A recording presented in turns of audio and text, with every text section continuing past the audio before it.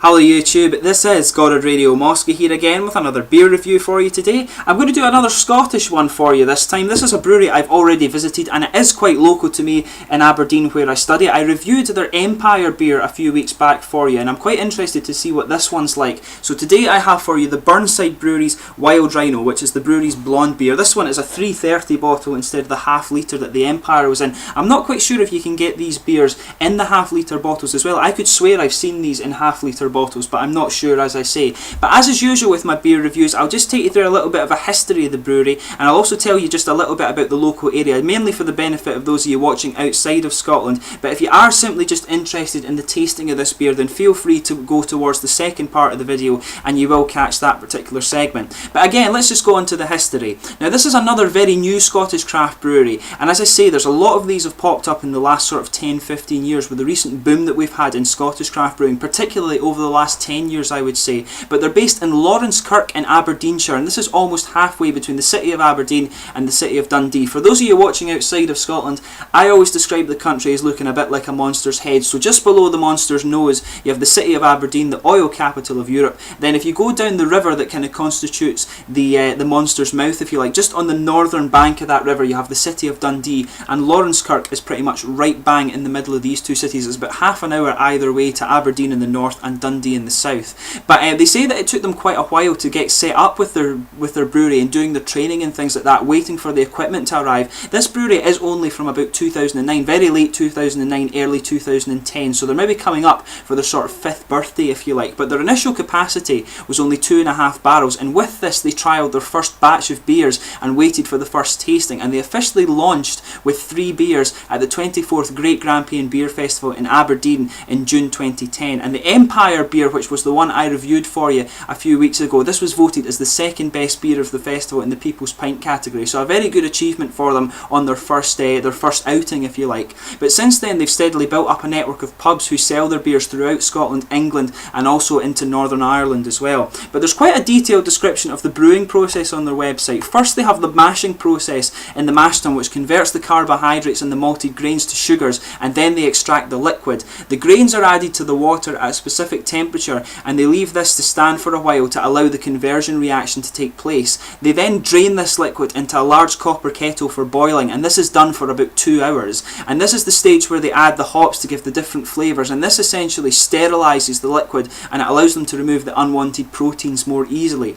Now after cooling, this liquid is transferred to the fermentation vessel where the yeast is added, and this converts the extracted sugars into alcohol and carbon dioxide, and this also has an impact on the flavour. And this process has to be very, very well controlled and is regularly checked for the alcohol content, and this liquid in here is then chilled so that the yeast sinks to the bottom of the vessel before transfer to the conditioning vessels or the casks where the beer will be served from. So it's quite an interesting little section that they have on their brewing there. As I say, you'll find the video description, in the video description you will find the brewery website, so you can go and read that in a bit more depth yourself. But in addition to this beer, they obviously have the Empire, which I've reviewed for you already. They have the Three Bulls, which is a bitter ale. This one's the Wild Rhino, of course, the blonde beer. They have the Mad Dogs IPA. This one will be reviewed for you in a few weeks' time. And they also have Black Cats, which is a mild dark ale, and also a Golden X, which is a bitter ale.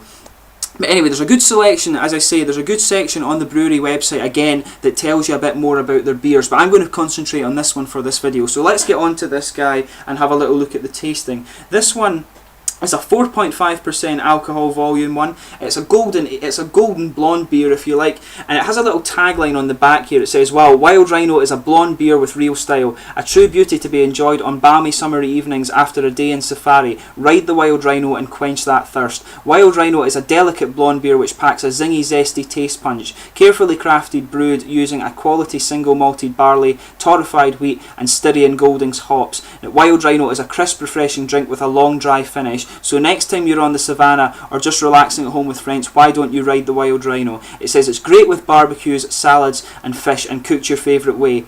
Actually, it tastes great with most food, they say." So this one will be quite interesting. As I say, it's made with Styrian Goldings hops. It's a 4.5% blonde beer, so this one should be quite interesting. Quite a different style from the one I tried before, which was the Empire beer. So let's get this guy open and get on with the tasting. As I say, looking forward to this one. I'd just like you to have a little look at the bottle actually. I'm nearly forgetting that that there that I usually do that. Here's the bottle for you. As you can see, this is a similar design to the other labels that you get on the beers. It's quite a sort of continuation design throughout them. But the ones I've seen, the Empire bottle I had didn't have the white edge around this. This seems to be a bit of a new addition to their bottles, and you can just see the sort of Burnside label on the thing there with the M in the middle there. I think that comes mainly from the Empire beer, and that's where they got that idea from for the Empire beer. And it's a blank cap on this one, just a straight silver cap. But let's get this guy out and get on with the tasting. As I said, we are a little bit of steam coming off this one here. Just check the camera's working there. There we are. But let's get this guy out and get on with the tasting of this one. You can see it's a dark golden colour already. I'll just swirl up the last little bit. There's not much head coming out on this one. Just swirl it up and try and get a bit more head on this and see what happens here. Yeah, that's worked. That's worked. Okay.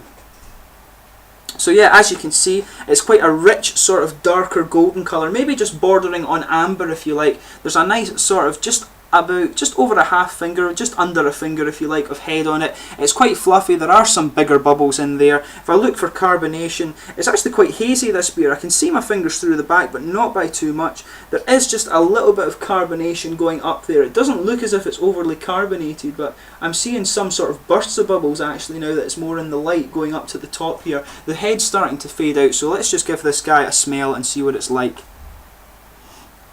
Yeah, quite zesty and quite citrusy, as you would expect from the sort of Styrian golden hops in here. But there's quite a bit of sort of malty aroma to it. You're getting quite a bit of grain and wheat to it. And there's a good bit of floral character in there, and some light. There's just a little light aroma of spice as well. But mainly quite citrusy, and the sort of wheaty and bready, grainy things in there too. It's actually quite a nice smelling one. It actually smells quite a bit like a lager, I would say.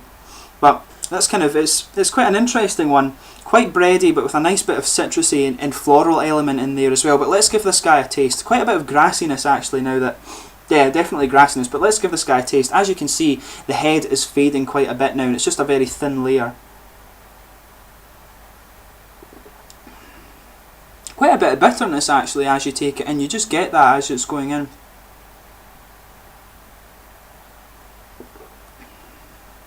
This one's mainly bready actually.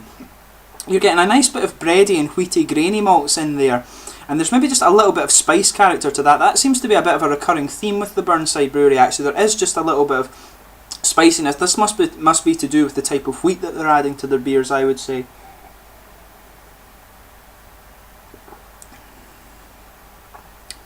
The citrus is kind of coming out in the background of this one. I would describe this as being a primarily malty, bready beer, if you like. And as I say, you're getting the sort of grainy and wheaty elements in there as well, but mainly a bready beer. I was expecting it to be a bit more fruity than this, but the fruit is in the background there, and it does have that sort of zesty thing in the background, but I think it's mainly the bread that's coming out with this one.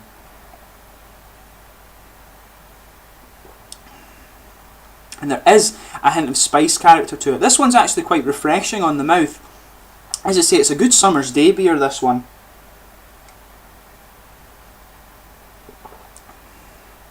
There is a bit of citrus in the opening there, but it's mainly the malt is coming out in the middle a bit more, but it is taking over the mouth, if you like. The fruit is coming in at the start and then sort of coming out a little bit at the end, but you're getting a good bit of grassy and floral character to the hops. The fruit, the sort of citrusy element is just in the background, but the floral hops in it, if you like, are making it sort of a garden feel to it, and you are getting the sort of grassy and flowery elements, and a nice dose of sort of bready malts in the middle with some wheat and some sort of, I'm trying to think, some sort of grainy. There's maybe just a little bit of a toasted element to this one actually, but it's a really, really nice it's a really nice one, this one actually.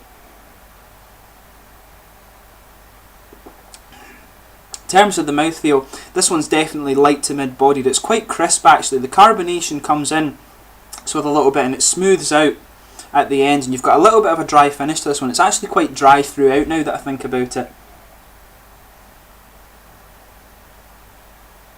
But yeah, this is quite a nice one actually. This is a good summer's beer if you're wanting something that's quite bready and has that nice sort of grassy, gardeny, floral feel to it. It's a really, really nice one. It does have just that little bit of citrus to it, but I think it's mainly the sort of bready and gardeny feels to this one that are the sort of main flavours. That floral grassy character mixed in with some nice bread and wheat there. The wheat does have a little bit of spice character to it. That seems to be a sort of recurring feel, if you like, with the Burnside Brewery. And I have to say, I do quite like this one. I think this is quite a good effort for a summer's beer. But yeah, as I say, very easy drinking, and it does have a little bit of dry character going through this one. It's quite a mild flavoured beer, actually. It's not quite an in-your-face beer, if you like. It's quite a nice sort of mildly flavoured one, and that's, as I say, that's quite good if you're just wanting to enjoy a cold one out in the summer on a summer's day. As I say, nice bready elements with a bit of sort of grassy and floral character to it. So if you're into that sort of thing, definitely give this one a try. And I've quite enjoyed this one, I have to say. This will be one that I'll probably drink a bit more of in the summer when I'm back in Aberdeen after my trip to Germany, so I'll be looking forward to trying a few more of these over the summer. But as I say, if you're interested in this brewery, check out the brewery website. It's in the video description. Also check out my Empire beer review that I did a few weeks ago. And thanks again for watching my beer reviews. I hope you found this one informative and you've enjoyed it. If you haven't already, please consider subscribing, and let me know in the comments section your own thoughts on this beer if you have tried it as well. It's always interesting to hear other people's thoughts on the beer. But as I say, please like, subscribe, share, all the usual YouTube stuff you've been watching. Goddard Radio Moscow. Thanks for your support on my beer reviews, and I'll be back tomorrow with another one. I'm not quite sure what I'll do for the next one, but as I say, there will be quite a lot of interesting beer coming up from various countries around the world. Cheers.